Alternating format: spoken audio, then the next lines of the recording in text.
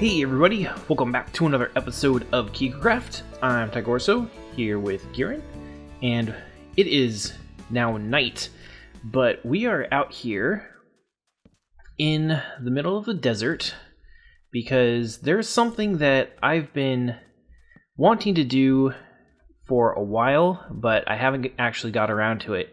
But today we are going to do that thing, and that thing is a secret thieves hideaway. I've sort of been wanting to build one for a while now, sort of like a sort of thieves lair, you know, kind of a companion piece to the castle, and I thought it would be pretty cool. So what I'm going to do is I'm going to build it. Bear can join the Thieves Guild. You can be the Thieves Guild master if you want. I can be the king of the castle.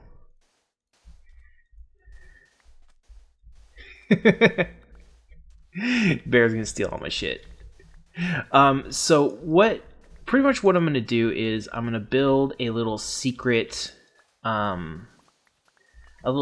entrance, and then we are going to build the actual den itself inside this sand mountain here, which is a pretty cool one. I've got a little well, not right now. We'll do redstone eventually maybe, but I just need to cut down on some of this sand because I want to do sort of like a little altar for now, and then we'll just put whatchamacallums, stairs in it. And I actually found it when I was building some farms out here for sugar cane and things, and some cows and whatnot, and just expanded farms. So I've got some sandstone here already. So I just am gonna rough this out. I want it to sort of look like it's old, it's ancient, it's been here for a really long time. And you know, there's nothing special about it. It's just kind of ruiny, but it's also going to hide a secret. It's going to be sort of an ancient hideaway, and let's see here. I think this is, oops, a little too much there. That's center block, right? 1, 2, 3, 1, 2, 3. Okay, good. It's sort of like a, you know, just like a thing that's been here, and it's nothing terribly special.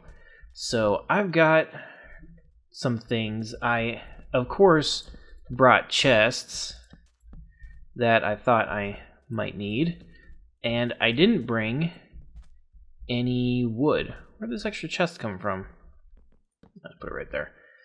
Alright, so I've got a bunch of stuff on me, and I want to do, let's see, do you have a crafting table on you by chance? Okay, alright, we're gonna have to get us a crafting table here. There we go, there's a tree real close, and I knew I was forgetting something, darn it. I could have swore that I had everything, and I was like, I went back for ender pearls and something else, and I couldn't remember what that other thing was, and now I guess it was wood for a crafting table. But this should do. No click to drag. I keep making that mistake whenever I play on 1.4.7 stuff.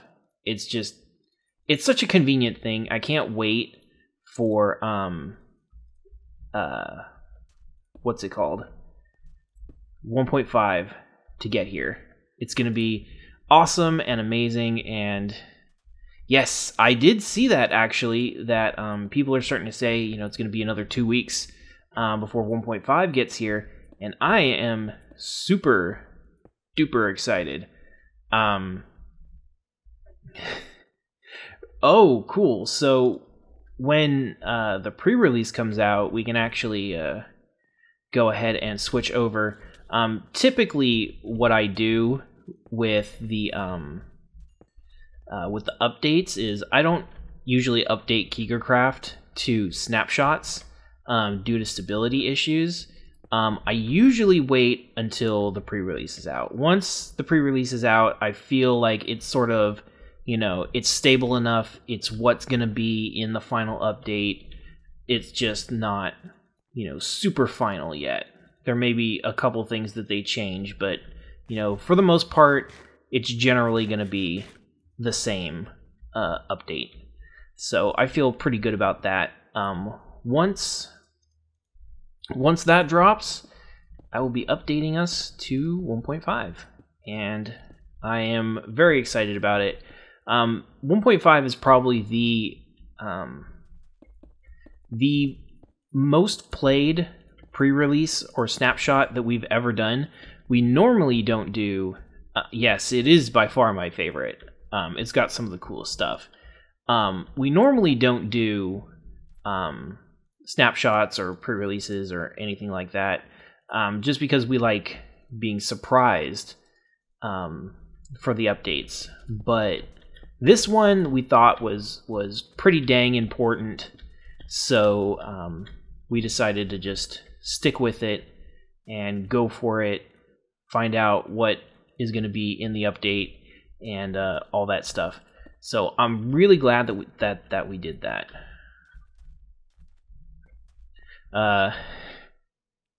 Yeah, that is true. It seems like everybody's running snapshots nowadays. It's like there is no surprise anymore. Kieran's right. Exactly. We're looking at you, Minecraft guys. They make it really hard to be surprised anymore, because they're looking at the stuff well before it's, you know, it's come out. So, but you know what? That's what they want to do. That's what they want to do. That's their prerogative. It's their system. So, will I have enough? Yes. All right. Let's see. How would this look? Okay, that looks good.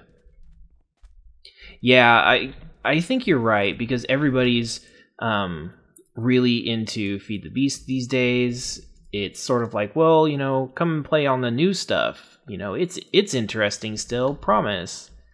There we go. You know what, I think I'm actually going to remove these. I'm not feeling this stair thing on the end right here. I think this is pretty good. Put some glass up in here. That would be really neat. Alright, so let's get rid of some of the stuff. We don't need bones, or sand powder, gunpowder, or anything like that. So, we... actually, you know what? I was just thinking that. I think a beacon would be really cool. So I'm going to just dig down here. Here we go. Reach the sandstone. I just want to go down just a couple blocks, not too terribly far, just so that we are in sort of like this out of the sandstone range, but in the smooth stone range. And then the hill is heading off this way, the direction I'm facing, right? I didn't get turned around. Let's see here. Yes, the mountain. Is this way? Yeah, okay, good. Alright. So, I'm just going to expand this out a little bit, and then we're just going to make a tunnel, and then figure out exactly how far we need to go. So, for now, we're just going to be sort of guessing. I'm going to need to farm some sandstone. And I do want to turn this into a sandstone tunnel. I'm pretty sure that everything in this sort of little base is going to be sandstone. So that is one thing that I'm almost entirely positive of, because I want it to be sort of like a makeshift thing where they just took sand, compressed it, and then they used that to build. Maybe some wood. I think... Oops. Shucks. Didn't want that. I'll put that there. I think what I'm going to do is I might limit myself to materials that are in the immediate area, which would be kind of cool. You know, like smooth stone, cobblestone, and then as far as woods go, just because there's a jungle over here, and then there's a taiga over that away. So maybe just limit myself to those materials and just see what I can build. Just sort of take this as a creative challenge, you know, sort of something that, you know, I'm not planning too hard on, because I think I need something like that. So, am I using the right pick? Yes, I am. This efficiency 5 seems really slow for some reason. All right, so let's go ahead and take down our coordinates. We are at negative 2438, 920. Uh-oh. Can we? Oh, there we go. Gear got out. All right, so let's go ahead and... Oh, I think I just did the exact same thing Garen did. Okay, can you tell me if I'm near the mountain yet? I'm at, I think it was at negative 920. Okay, all right, so it looks like I'm just getting into the mountain. So let's push this out a couple more blocks, and then I think we'll be good. Because what I'm going to do is, once I get in maybe about 10 more blocks, so about 930-ish, what I'm going to do is I'm going to start digging upwards, and then we're going to go into the mountain. So there's only going to be one main entrance, which is going to be the secret entrance over here, and then, you know, maybe some like secret escape routes and things like that. So I think I've got some pretty cool ideas. I think this is going to be good. Let's see here. Okay, that's negative 930. All right, so I'm going to want to go to negative 935, maybe? That looks... So maybe go another 5 or 10 blocks after 930, because 930 will put me right on the edge, and I sort of want to aim for the center of the mountain. So that's what I'm going for. And then, of course, we'll come back for all these goodies later that I'm exposing. But I do have some things to talk to you guys about today. There were a couple things that caught my attention, and things that I wanted to talk to you guys about. One of them was sort of related to that meteor that exploded over Russia. You guys remember I talked to you about that last week, I believe it was. And they were talking about it because apparently they were able to triangulate. Is that the word I'm looking for? They were able to pretty much figure out where this thing came from. And there are these class of asteroids. There's like 52,000 of them, or something like that. I didn't write down what they were called, but they have a name for them, and they're pretty much called, they're near-Earth asteroids. Doc will come to the rescue. She's gonna be like, oh yeah, these are, you know, such and such a thing. Okay, I overshot a little bit. So 944. Let's go ahead and let's do right about here. Let's just, actually, you know what? No, I want to go this way. But either way, they figured out where this thing came from, and it came from these certain asteroids that are common around our planet. And one of the things that they mentioned in the article that I was reading is that there is actually a huge, like gigantic asteroid that is circling around us, and it's 1866 Sisyphus. That's the name of what it is. And I know, right? I think Sisyphus was a guy who like did like asteroid or like space stuff like way back when. I think. Name sounds familiar. But this thing is gigantic. It's 10 kilometers wide, and it's just like hangs out around our planet. And I was like, it's, ooh, okay, here's the side of the mountain. Did I come out where I was hoping? Yes. All right, cool. All right, so we can start. Oops, sorry. We can start, oh, need to go in a couple. So let's start right here and just start digging everything out. So, I always find it fascinating whenever I read about, stuff that's around our planet and within our solar system. There is a lot of really neat and really cool stuff that unfortunately you never ever hear anything about. It's really sort of sad, because our local universe, or solar system rather I should say, is so interesting, but yet, we only really hear about, the big planets and all that stuff, and all the little tiny things that, like there's, gigantic asteroids that hang out in our neighborhood. You never really hear anything about that unless it's like a doomsday scenario, like, oh my god, we're all gonna die because this thing's gonna smash into our planet. So I always try and, learn about little things like, like what's in the asteroid belt. Like there are like planetoids, like not full planets, but things that might have become planets one day in the asteroid belt. They're just like hanging out. They're just chilling, in the asteroid belt. And I just like, yeah, and it's like, they used to learn about them. Now people, it seems like they don't even know they exist.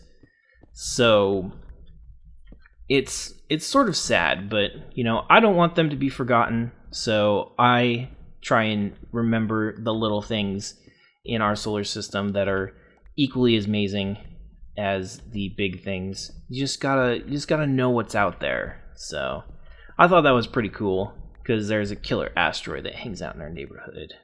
Nah, it's not really killer. It could be, but I don't think it's really ever gonna cross our path. So I doubt we have to worry about it. So I thought that was cool, just something I wanted to share with you guys. Let's see, what else do I got here? Oh yes, this is a larger sort of computing question that I was contemplating about earlier today. So I was thinking that based on computing trends, and it's specifically in the laptop arena, I guess you could sort of say PCs versus consoles with this sort of thing, but I'm just looking at in the context of laptops right now. What is the future of laptops?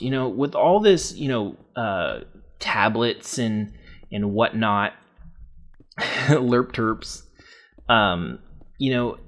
People coined it as the post PC era, and I disagree with that terminology. I do not think that we are in a post PC era. I think the PC is alive and well and will be for some time. In fact, if anything, I think mobile platforms like Android and iOS and those sorts of things, Windows Mobile, I think those are sort of like just a flash in the pan. I think that we'll be seeing more of the traditional x86 sort of operating systems rather than this ARM-based stuff. But I could be wrong. But that's not really what I was thinking about. Look at this bear hopping around in here. But what I was thinking about was, a while back, what was it? Was it CES? Yeah, it was CES. I was talking about how I didn't think that the Razer book, the Razer Edge, was going to be all that good. You know, I was like, you know, it's a computer that's not really a computer, or, you know, it's really expensive and limited. And, you know, I'm just sort of thinking to myself, does that really matter? Was I being a little too narrow-minded? And I think that I might have been just a little on the narrow side as far as that went, because as things have been changing, I've been looking at these sort of laptop forms that have been coming out. You know, a lot of this hybrid tablet PC stuff, like the Microsoft Surface, which Gabe from Penny Arcade actually did a write-up on, because he got a free demo model from Microsoft, and, you know, he put a question out to Twitter and said pretty much, you know, what do you guys want to know? And one of the main questions was, how is it as a tablet? Like, can I draw on it? And I was like, you know, I sort of never really thought of that. And, you know, I was like, well, I think that it would be better off as a, you know, for $1,000 you'd be better off getting the Syntec 12UX, which is the screen drawing pad that Wacom makes, that you can draw directly onto the screen. And I thought that, you know, it was incredibly interesting to see Gabe do a write-up on it, because obviously he does Penny Arcade. He's been drawing for a very, very long time, and he's pretty damn good, I'd say. You know, thousands of years, not quite. But I would really respect his view on this, because one, it's sort of like, you know, what he does for a living, and I respect his work as an artist. So when I read the review, I was more than a little surprised that he was so enthusiastic about it. He really, really liked it, and apparently it was very, very good. He said that it had no brush lag. It was very accurate. It just was great overall. He said that there were a couple problems with it overall, but let's see, how many? 1, 2, 3, 4, 5, 6, 7, 8-ish. 1, 2, 3, 4, 5. 6, 7. Let's do that. Let's just do 7. So, you know, he had pretty positive things to say about it, and it's I sort of was thinking about it in a different light, and, you know, it was on things like usefulness, cost, because he actually said that versus the Syntec, the 12-inch Syntec, he would actually probably recommend a Surface, because, you know, it's portable, it's an entire computer, and, you know, the drawing interface was actually really good, and it actually uses Wacom digitizers. So that was definitely a very positive thing, and I probably think some of the best press from Microsoft that the Surface could have gotten.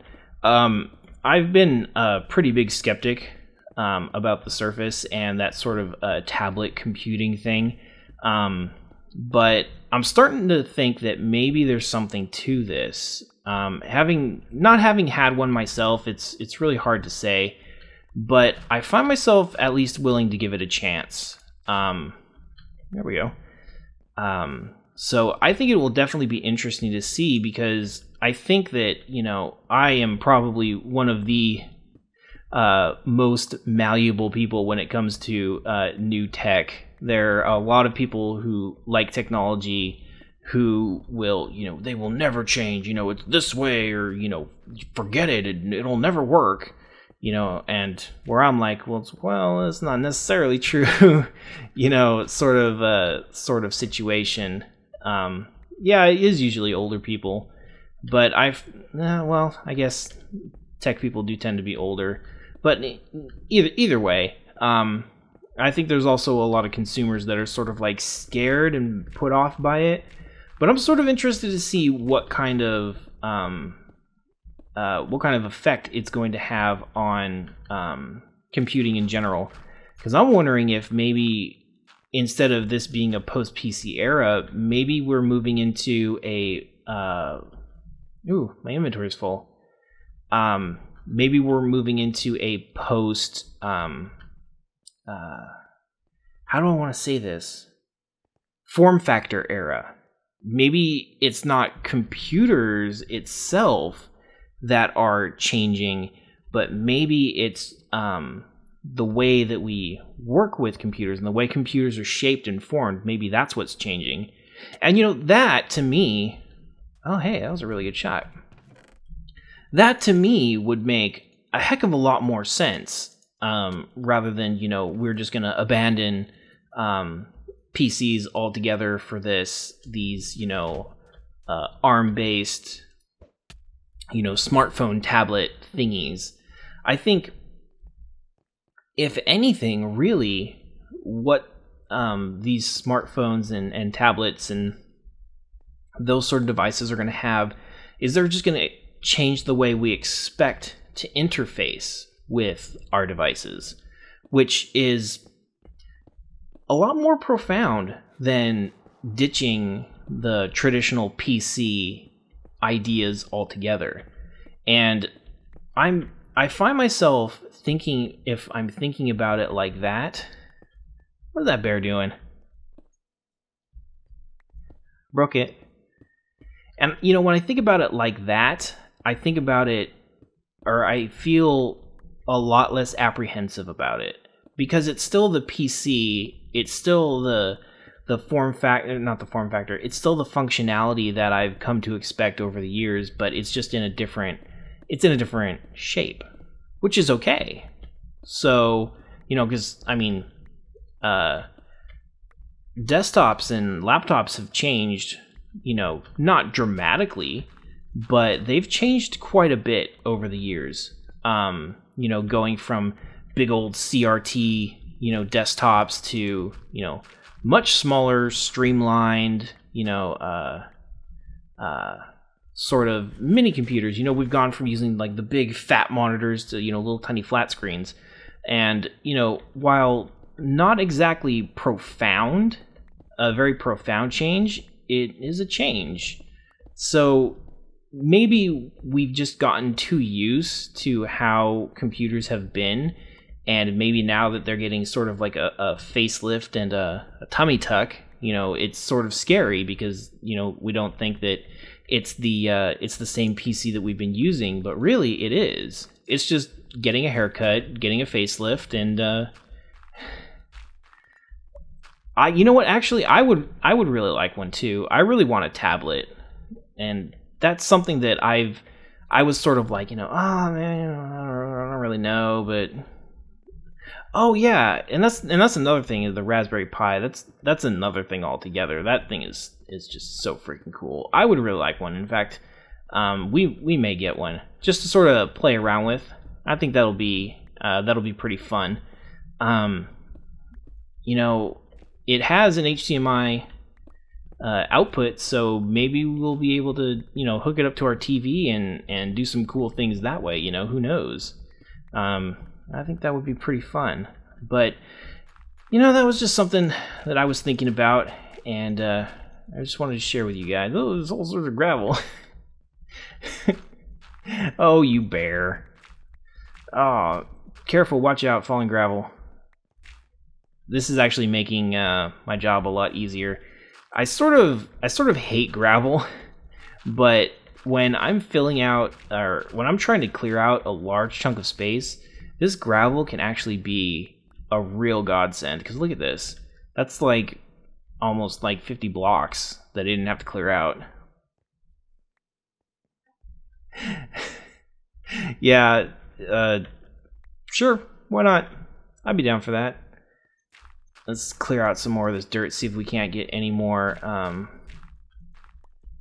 We can definitely try. We can definitely try. Now with Steam and things like that, running on Linux, maybe we will. Who knows? But let's see. There's also some other things that I've got on here. I'm gonna need to go. You want to make a texture pack? I want to make a texture pack too. But I love. See, that's one of the things that's hard for me. I love Vadic's Faithful so much. It's just like the perfect texture pack for me. So I'm thinking to myself, it's like, well, what would I change? And I'm like, oh, I don't really know. It's hard to say. Giran wants advice on what sort of texture pack he should make. So you guys drop him some advice in the comments. Oh, that's right. All this stuff is empty. Let's go ahead and let's collect some sand off of here. I think we've got a couple hilltops I could probably round off to get some sandstone. But so let's see, what other thing I was going to talk about. Oh, right. You know, when it comes to games, I'm sort of like, why? So many things about games these days make me just go, you know, why would, you know, EA do that? Why would Ubisoft do that? Why would, you know, Electronic Arts do, or that is EA. What am I talking about? You know, why do they do the things that they do? Because a lot of what they do seems so frivolous. Like, useless, just has no purpose. I mean, you would think that it would have a purpose based on the way that they pitch it, but you just look at it and go, wait, no, that's not really something that I would want. And I find myself doing that with a lot of things. Case in point was, I guess EA announced a new single sign-on that's tied to Origin. So first off, lol, nobody uses Origin. Like, seriously. Everybody uses Steam. But this single sign-on is supposed to be like, I guess, like your Origin or EA account, and it links everything together so that you don't have to remember different usernames, different passwords to log on to different systems. Like, it'll take your Xbox Live, your PSN, you know, and it's sort of supposed to be, I guess, like just this one thing. You totally stole my next point. So, you know, it's sort of like, okay, why would I want that? Getting into the mood already, huh? Alright, let's see how much sand I have. This should be good. Stack and a half. Yeah, stack and a half. Okay. I'm gonna go place some sandstone in the area. So Giran actually caught on to it right away. I personally don't really think that I would use a single sign-on. There have been so many companies and you know, online startups that have tried to do single sign-ons for everything. You know, there are password wallets now for your mobile phones. You never have to remember the password. And all I can think about whenever I see this stuff is, oh, so all of my stuff can just go to one place to get stolen. Because that is really what I see when I see this sort of things. You know, that one company has all of my information and they are the guardian and the gatekeeper of it. Do I trust them? Hell no. I mean, look at Sony last year. Sony can't even keep their PlayStation Network accounts secure. I mean, do you really think that Origin or EA is really going to do a better job? I mean, Sony failed epically when they got hacked, and it cost them a crap ton of money. Now, imagine if you were part of the PSN hack. Imagine if... Wow, that went fast. Imagine if your Xbox Live, PSN, you know, Battle Log, you know, what is this? Game Center for your iPhone, you know, and a ton of other stuff was stolen. Okay, this roof is going to have to go up. Was stolen along with your PlayStation Network account. I mean, just having the PlayStation Network compromised was a terrible, terrible thing. I mean, credit cards were stolen. It was bad. But imagine your passwords for everything getting ripped off. And now you have to deal with a compromised account for, multiple companies, Apple, EA, Sony, Activision, all those things. It would be a nightmare to manage and to clean up the mess. And I would not trust, yay, Bear got me hooked up. I would not trust EA in the slightest. So, and that led me to think of, why would they do this? I mean, for some things, like Origin and stuff, yeah, you got to have a log on for that, And I could see why at least they would want to consolidate some of their own services, like EA accounts and Origin accounts, into one sort of in-house unified thing. But Xbox Live, services that they don't even run or have any business dealing with, yeah, Mojang did something like that.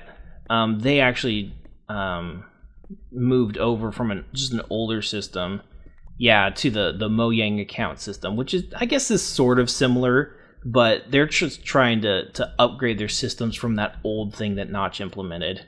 They're like, this sucks. So that's what they're trying to do, at least from what I understand. But it just seems like it's a bad idea wrapped in, a terrible nightmare that would just go south so quickly. It wouldn't even be funny. So, and they spent like money. They said like 1,500 engineers spent 18 months working on this system, and I just have to shake my head and go, why? Why wasn't that money spent, getting games? I mean, what on earth do they have to gain other than a gigantic lawsuit from having this system? It's weird, and it makes me feel like there's something that they're not telling us, that there's something going on where it would be profitable for them to have this information. Gamer paranoia, oh my god, I know, right? More like tech paranoia. But, it's just sort of like, why? I don't think I really know enough about it. But this is looking really good. I'm actually really happy with how this has come out so far. We've got great positioning with the wall over here, and I think that this is going to turn out to be something amazing. I think I might dig these up and put half slabs down. I think that would be pretty cool. I think I would like to have it dark in here. Yep, we're actually coming up to the end. So I think that's what I want to do. Yes, make sure you tell Garen about all of your textures that you guys want. Maybe themes. I think theme would be kind of cool. Just style, theme, those kind of things. Help us decide on, what sort of direction we're going to go with this texture pack thing. Garen's going to be doing most of the work. He's actually a very, very good pixel artist. He made both mine and his skins. So these things, I love them. Absolutely amazing. So let us know about that, guys. Let us know in the comments what you guys think. And that's going to be it for this time. So once again, thank you all for joining us, and we'll see you next time. Take care.